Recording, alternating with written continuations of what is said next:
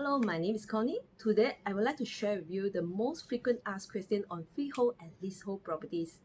Freehold properties are more favorable compared to leasehold properties.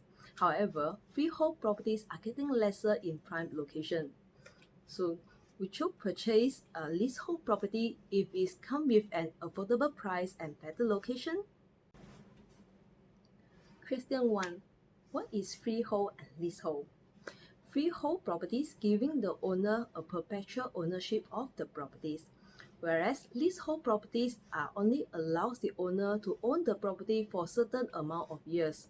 There could be a lease term like 30 years, 60 years, and the common one is 99 years. Question 2. Does freehold property guarantee ownership forever? No. In line with Land Acquisition Act 1960, the government have right to acquire a freehold land if necessary. The owner then will be compensated an amount according to the market value. For example, Ampang Park in KLCC, the land has been taken back by the government for MRT project. Question 3. What happened to a leasehold property when the lease expired? Before the lease expired, the owner can extend the lease by paying certain premium. So the extension is subjected to the approval by state authority.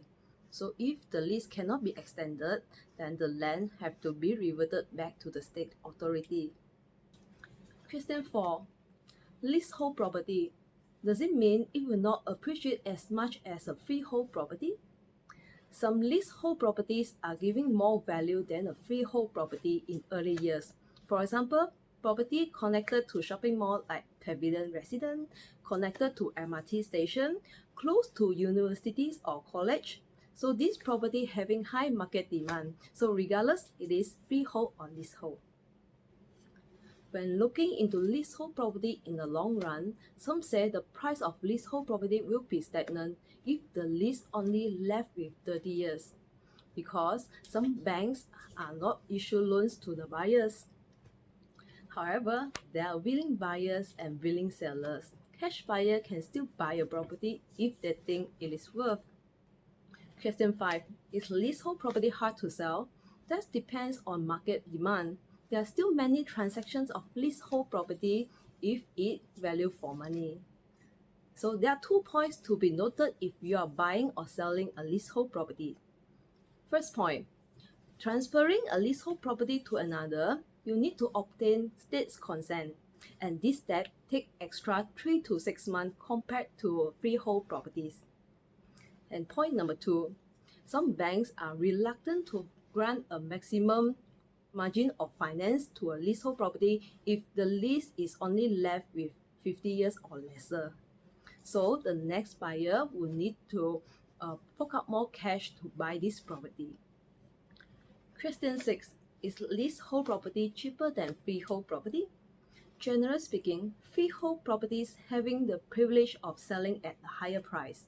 So in order to compensate leasehold property, the developers usually make the leasehold property more attractive by adding fancy facilities, beautiful facade, better finishing. That make leasehold property more value for money.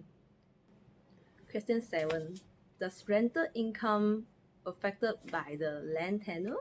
The answer is no. Your tenant will not ask you whether your house is leasehold or freehold, so it doesn't matter. Okay, in conclusion, the land tenure is not the only deciding factor when you are buying a property for own stay or investment. So in my opinion, it is worth to compromise the freehold status to other factors like price and location.